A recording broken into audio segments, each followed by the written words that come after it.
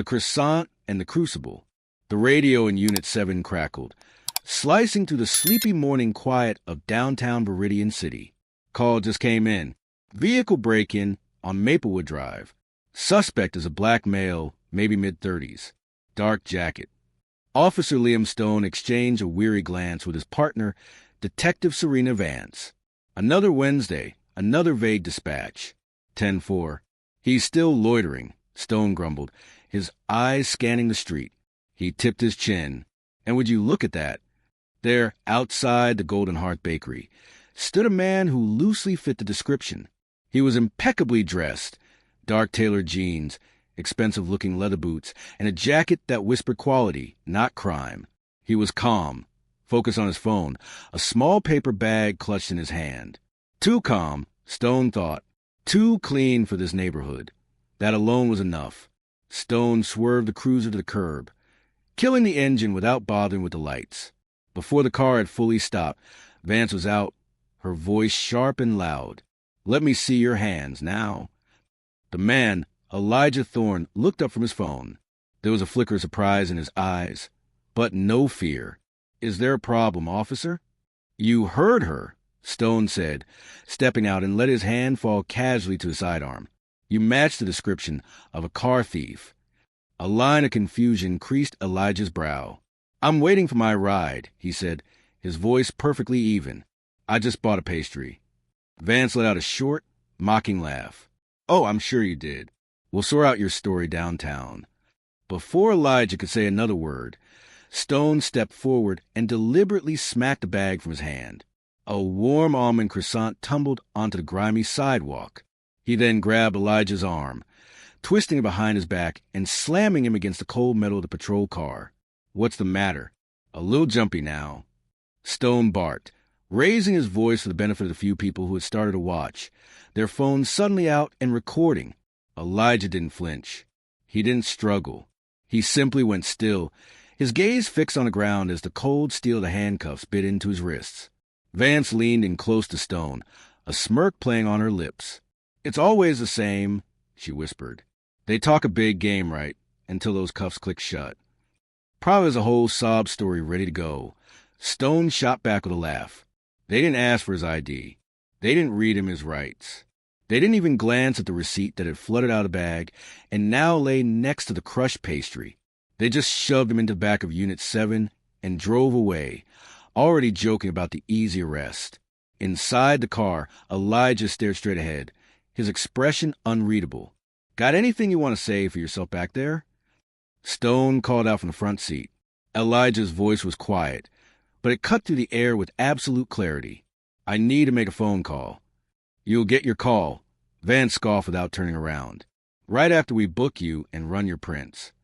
But it was the way he said it, that calm, almost attached tone, the sound of a man who was not asking, but stating a fact, that planted the first tiny seed of doubt.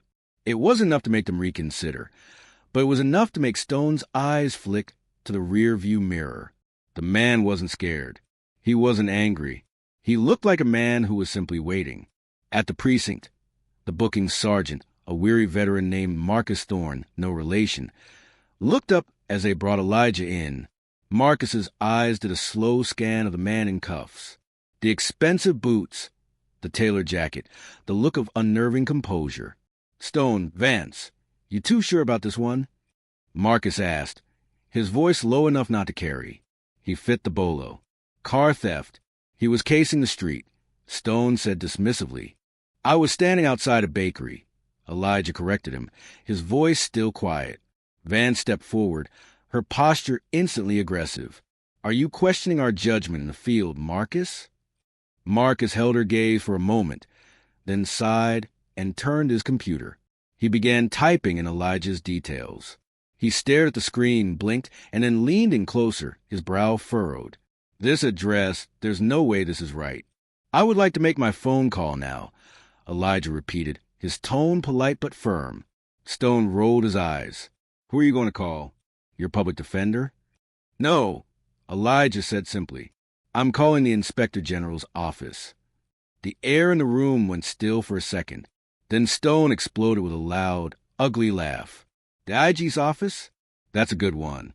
Go right ahead, pal. Tell him we said hello. He and Vance turned and walked away, still chuckling. But Marcus Thorne wasn't laughing. The color was draining from his face as he stared at the monitor. What the two arrogant officers didn't know was that they hadn't just made a mistake. They were already sinking, and the water was rising fast. The holding cell was cold, the kind of damp chill that seeps into your bones. Elijah Thorne sat on a concrete bench, his posture perfect, his hands resting on his knees. He was a portrait of absolute control. Patience, he thought. His mother had taught him that. She taught him how to wait, how to watch, and how to let a corrupt system hang itself with its own rope. Down the hall, Stone grabbed a soda from a vending machine.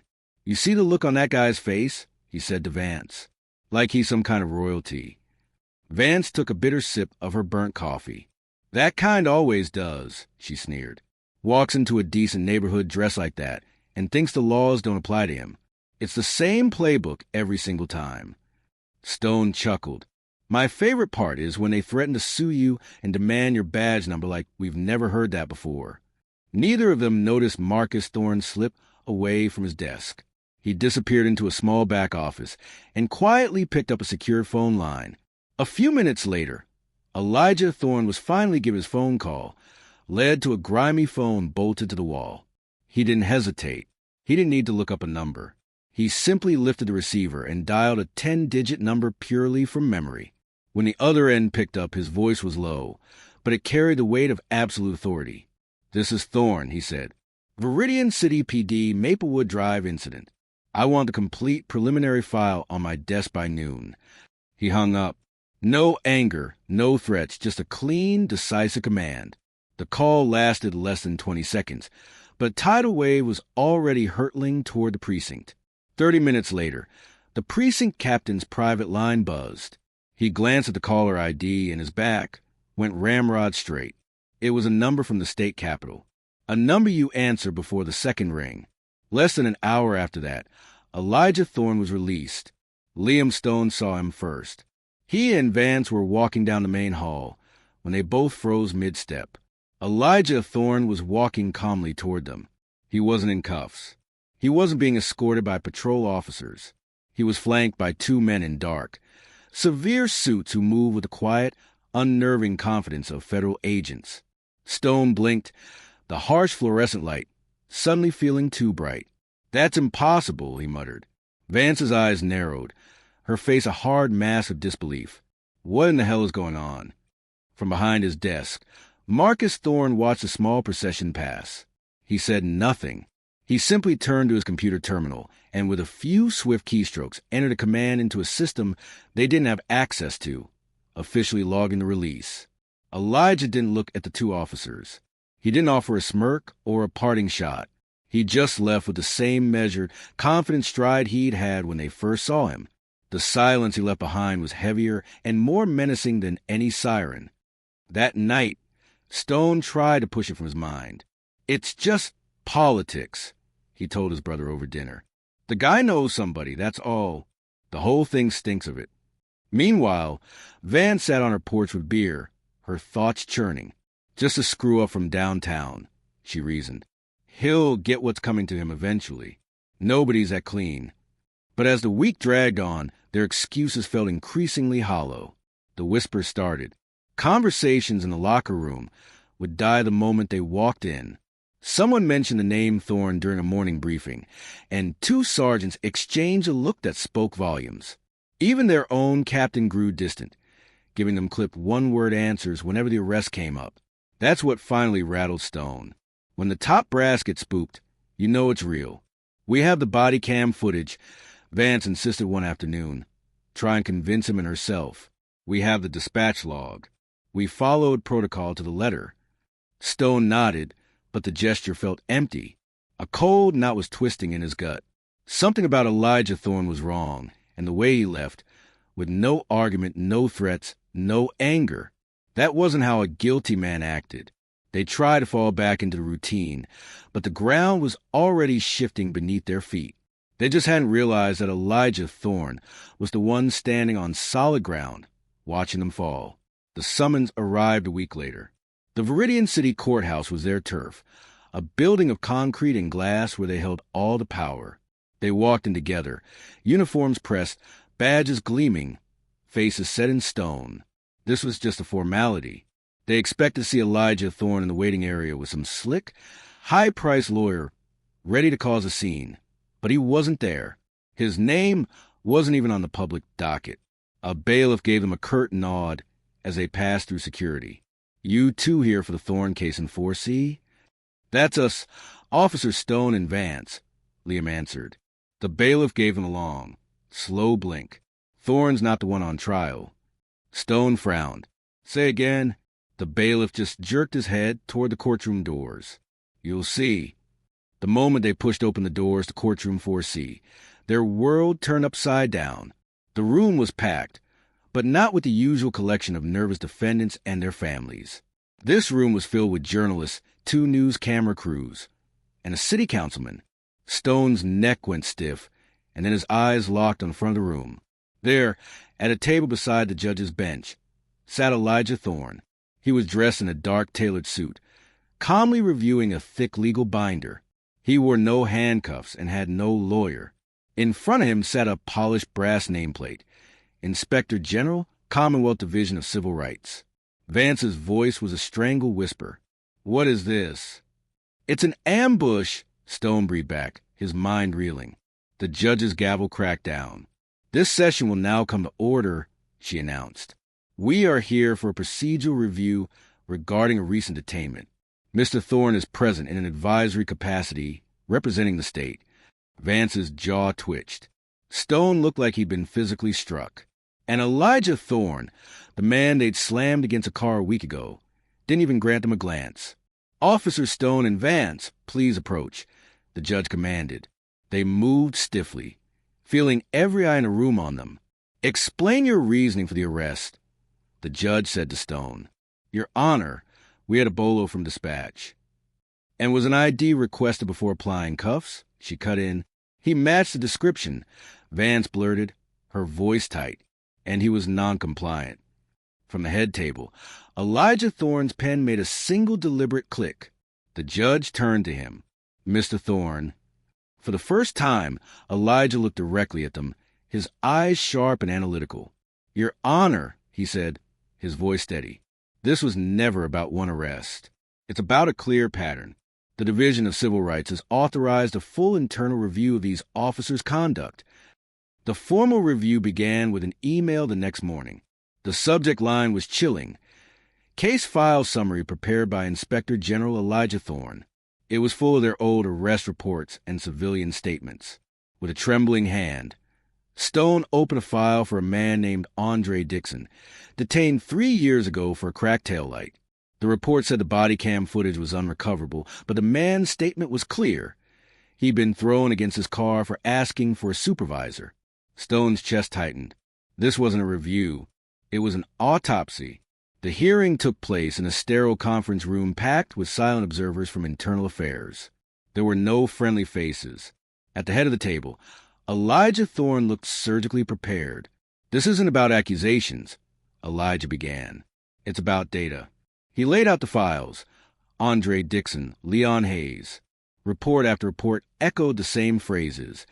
Asterisk fit the description. Uncooperative. Suspicious behavior.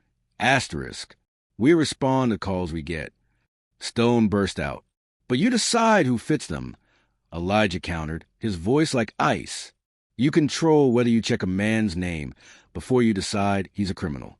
He then unrolled a large map of Viridian City, dotted with dozens of red pins. "This is every stop you two have made in 5 years."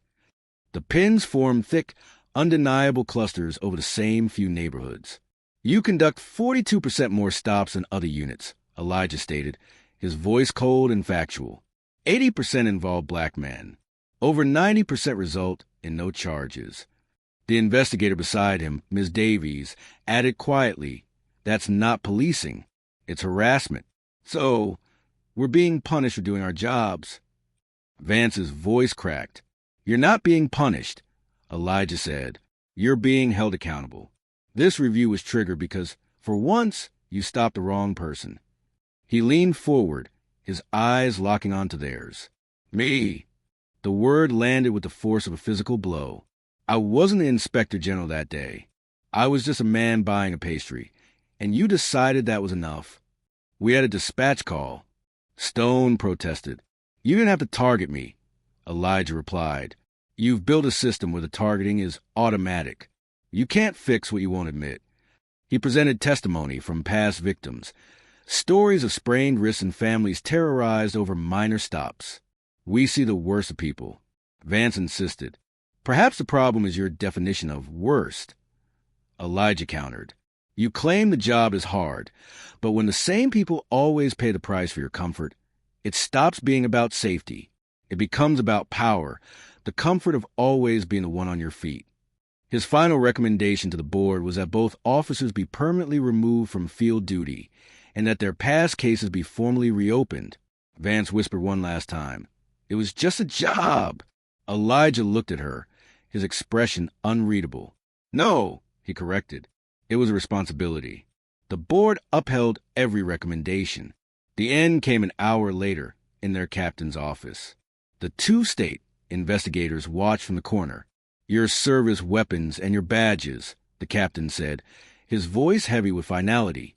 The sound of unclipped holsters echoed in the silence, followed by two soft metallic clicks as they placed their shields on the desk. The symbols of the authority they had abused. It was over as they walked out, stripped of their power. They passed Marcus Thorne in the hall. One of the state investigators caught the old sergeant's eye and gave him a slow, deliberate nod, a silent acknowledgement that justice had finally been served.